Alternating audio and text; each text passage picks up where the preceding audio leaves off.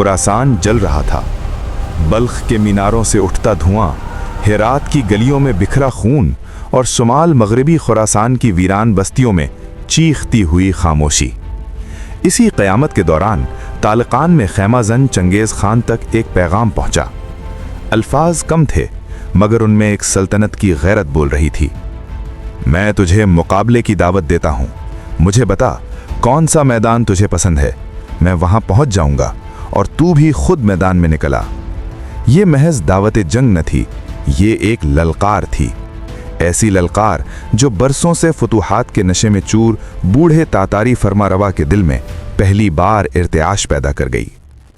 चंगेज़ खान ने महसूस किया कि अब मुकाबला किसी बिखरी हुई रियासत से नहीं बल्कि एक ऐसे शख्स से है जो फना को आंखों में डालकर मुस्कुरा सकता है। हुक्म सादिर हुआ, दूर दराज मैदानों में बिखरे लश्कर फौरन वापस बुलाए जाएं, सरदार हाजिर हों, जंगी तवानाई को एक मरकज पर जमा किया जाए। सो बदाई जो यूरोप के दरवाजे पर दस्तक दे रहा था उसे पैगाम पहुंचा, फौरन पलटो, जूजी को साथ लो, मेरे पास आन पहुंचो। खिज़ां की ठंडी हवाओं में तमाम बड़े अफसरान खैमागाह में जमा हुए। कुरलताई मुनक्कद हुई और मुशावरत का महवर एक ही नाम था, जलालुद्दीन। उधर गजनी के मैदान सब्ज में सुल्तान जलालुद्दीन सरमा गुजार रहे थे, मगर ये सुकून का क़याम न था, ये तूफान से पहले की तैयारी थी। उन्हें यकीन था अब जंग मामूली नहीं होगी, ये बका और फना की आखिरी आजमाइश होगी। इत्तलाआत वाज़ेह थीं, तातारी अफवाज हर सिमत से सिमट रही हैं, चंगेज़ खान खुद मैदान में उतरने को तैयार है। सुल्तान ने इंतज़ार को कमज़ोरी न बनने दिया। उन्होंने अपनी फ़ौज को काबुल की सिमत कूच का हुक्म दिया। वो जानते थे अगर दुश्मन को काबुल और उसके ज़रखेज़ गिरदो नवाह तक पहुंचने दिया गया तो ये सरजमीन भी खून में नहा जाएगी। इसलिए फैसला हुआ दुश्मन को रोका जाए, उसके मौजूदा मकबूजा इलाकों तक महदूद रखा जाए। उधर चंगेज़ खान तालकान से निकलकर क़िला गरेज़ान को रौंदता हुआ बामियान तक पहुंच चुका था, मगर सुल्तान की निगाहें उस पर जमी थीं। काबुल को मुस्तक़र बनाने के बजाय सुल्तान ने परवान के मैदानों में पड़ाव डाला, जहां पहाड़ खामोश गवाह थे और फिजाएं आने वाले मार्के की आहट सुन रही थीं। चंद दिनों में यही खित्ता जिहाद हुर्रियत का आरजी मरकज बन गया। एक तरफ दुनिया का सबसे सफ़ाक फातिह, दूसरी तरफ एक नौजवान सुल्तान जिसके पास सल्तनत कम मगर ईमान और अज़्म बेहद था।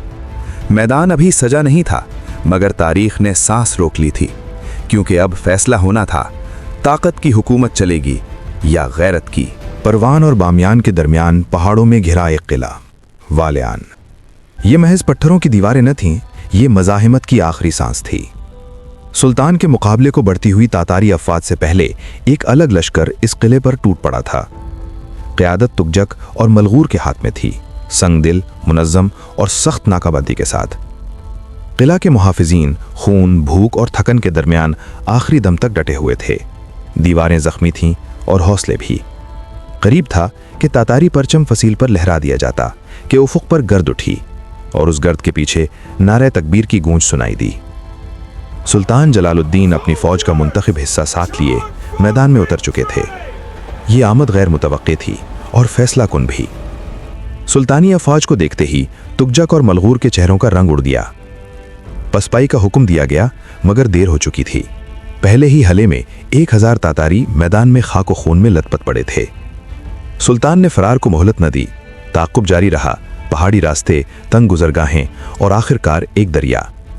तातारियों ने पुल पार किया और दूसरी जानिब पहुंचते ही पुल मुंदहिम कर दिया। सुल्तानी लश्कर दरिया के उस पार रुक गया। अब मैदान तलवार का नहीं, तीरों का था। दोनों जानिब निशानाबाज मोर्चे संभाले बैठ गए और तीरों की बारिश रात गए तक जारी रही। निस्फ शब अंधेरा गहरा हुआ और तातारी खामोशी से अपने मोर्चे छोड़कर फरार हो गए। सुबह हुई तो मैदान खाली था मगर शिकस्त वाज़ेह थी।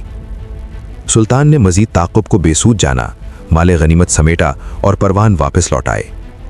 इस कामयाब ज़रब ने तातारी दिलों में ऐसी दहशत बिठाई कि तखार के किला वाली का मुहासरा किए दस्ते भी भाग निकले।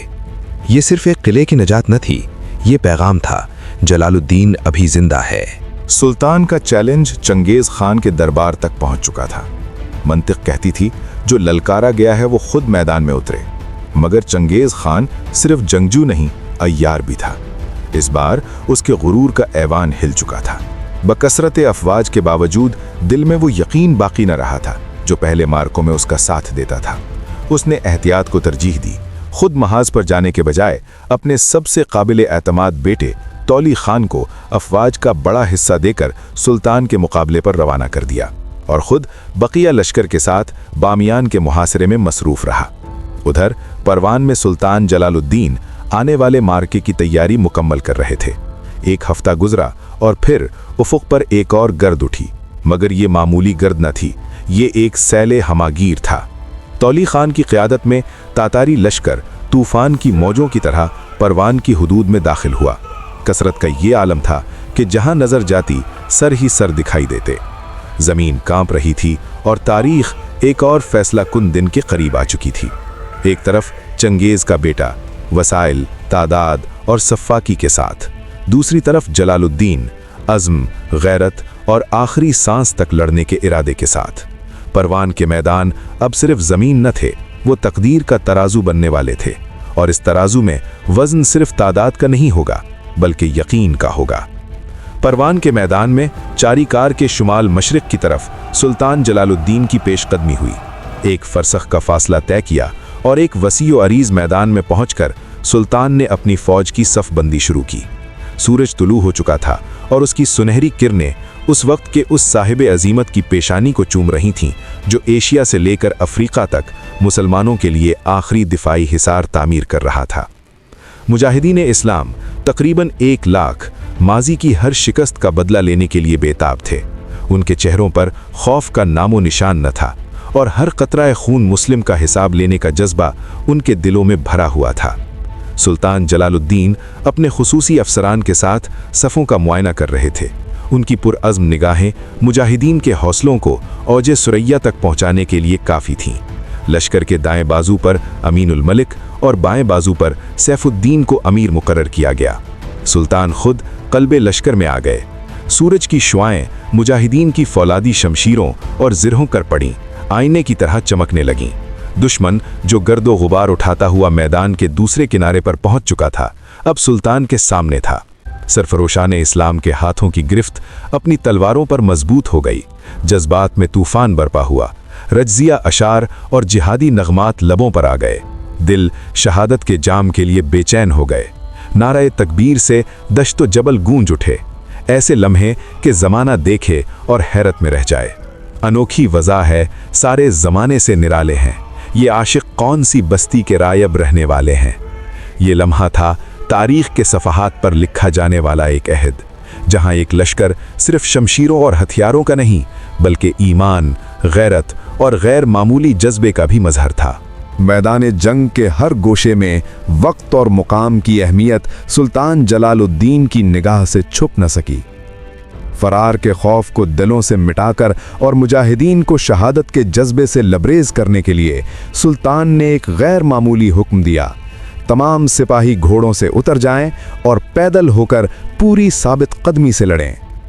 चंगेज खान के अफसरान हैरत ज़दा थे। मुसलमानों को घोड़ों से उतरता देखकर वो सोचने पर मजबूर हुए कि ये लश्कर किस हौसले का है। तबले जंग की धमक पर दोनों फौजें एक दूसरे पर टूट पड़ीं। सूरज जब बुलंद हुआ, लड़ाई की शिद्दत भी बढ़ती गई।